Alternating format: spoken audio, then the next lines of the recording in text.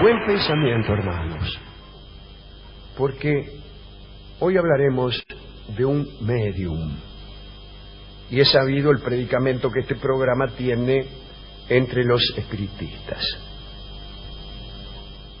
Hablaremos de los poderes de Henry Slade, que era un medium norteamericano. Nació en 1850 en los Estados Unidos, por eso era norteamericano.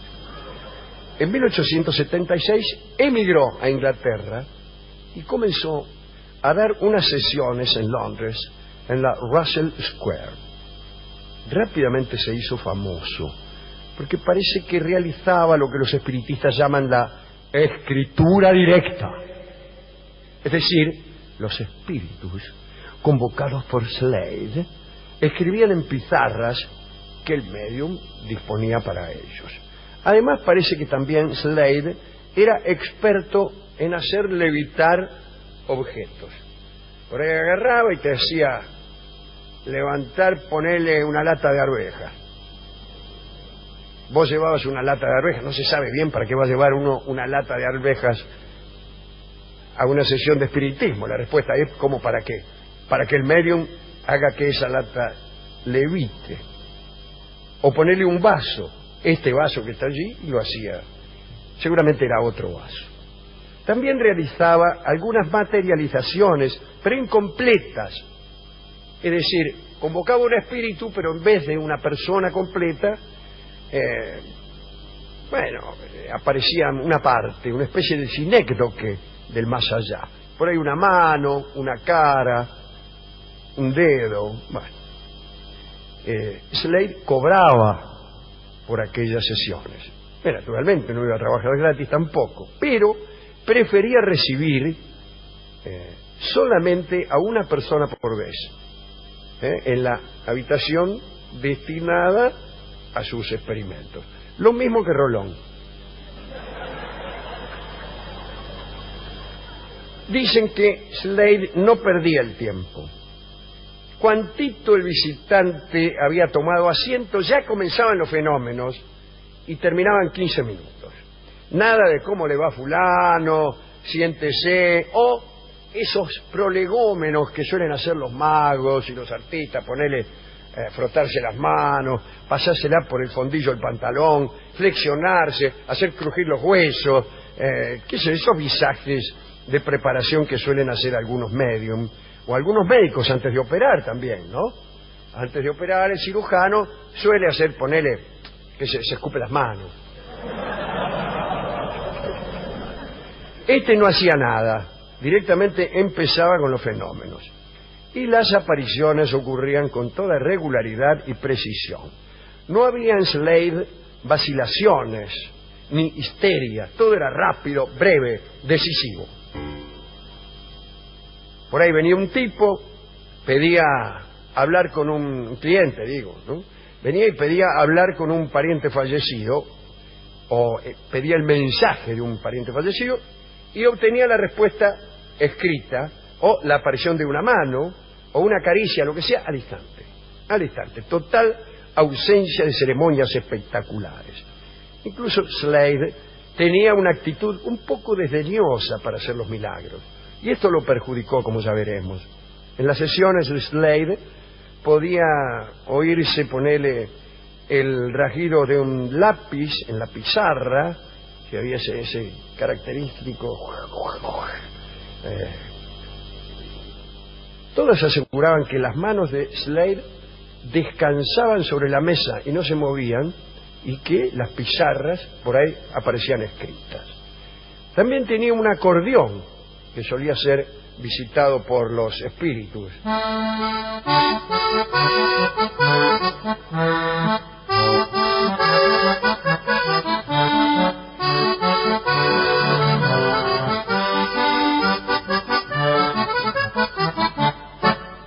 Parece que siempre tocaba polcas los espíritus.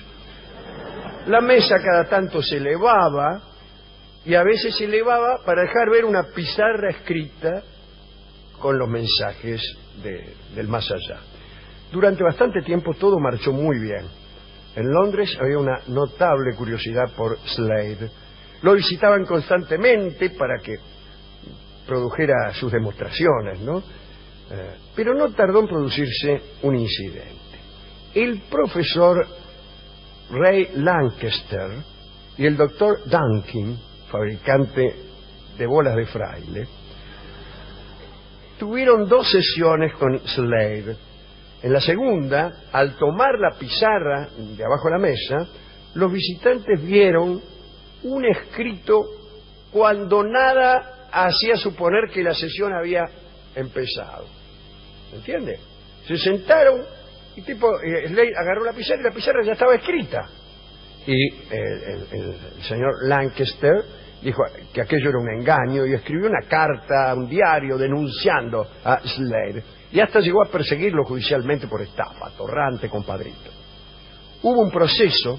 Slade se defendió diciendo que él nunca sabía cuándo se producía la escritura. Dijo que a veces empezaba precipitadamente y que había espíritus impacientes que escribían incluso antes de que los interesados en la sesión pudieran concentrarse. Bueno, nadie quedó muy conforme con esta explicación. Y un famoso prestidigitador, el señor Maskelyne, fue citado y declaró que la mesa que usaba Slade tenía una trampa oculta.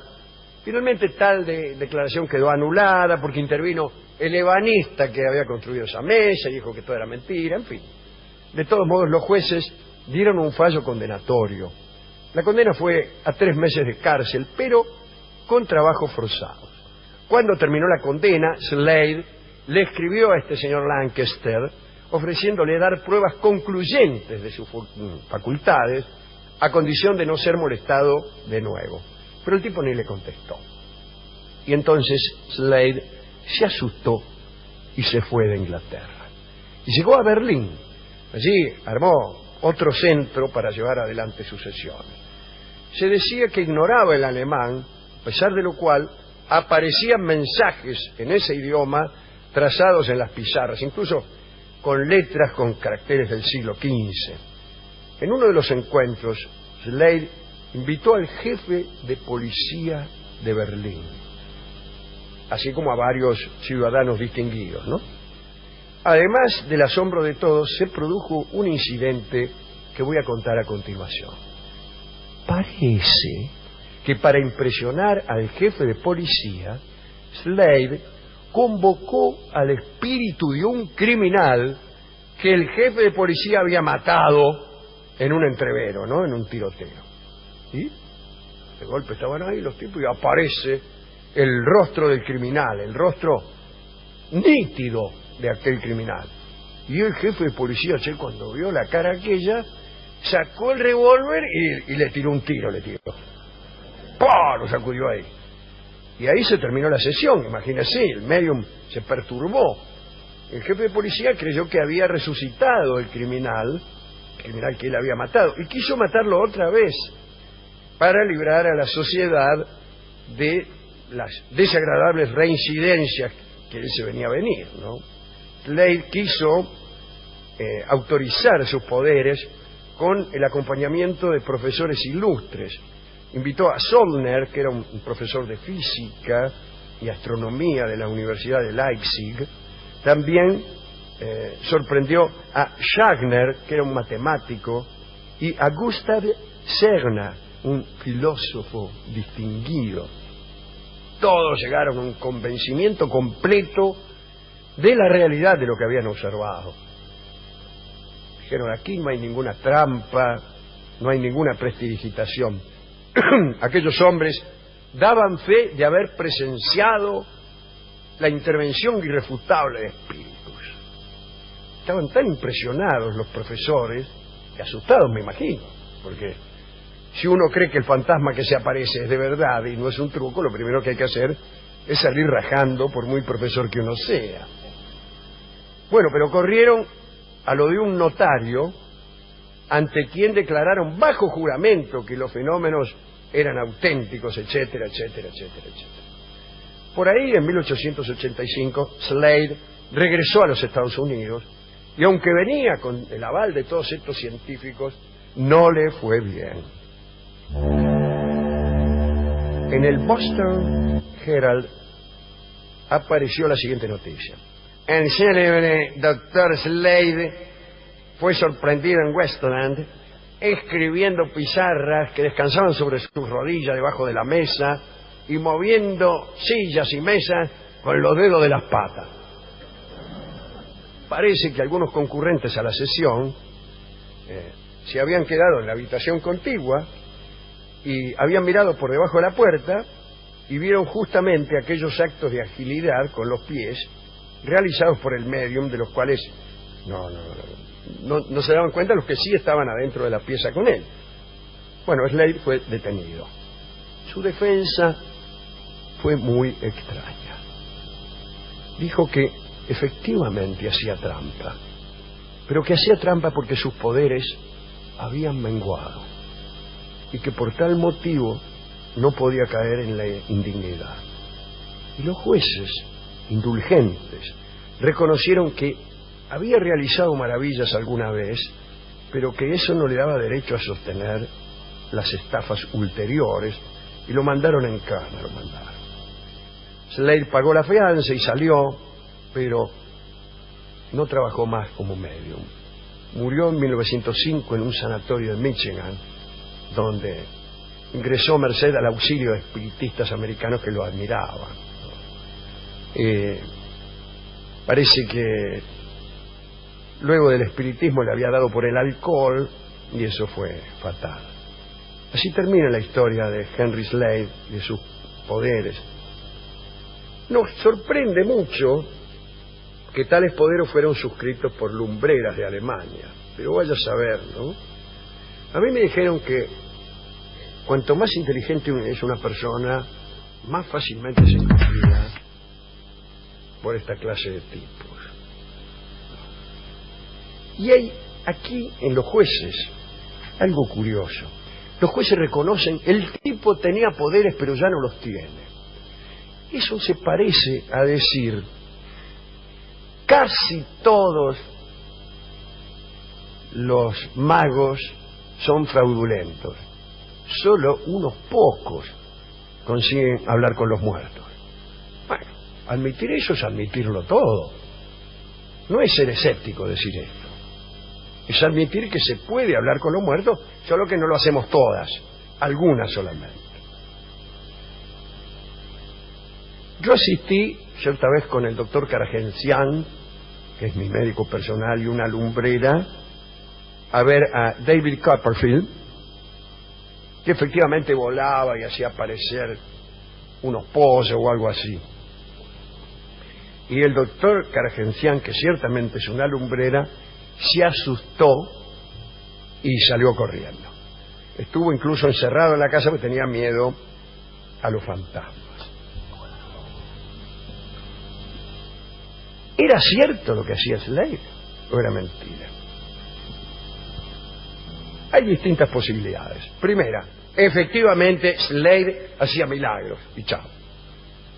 Segunda, no hacía milagros, pero conseguía que los científicos le creyeran.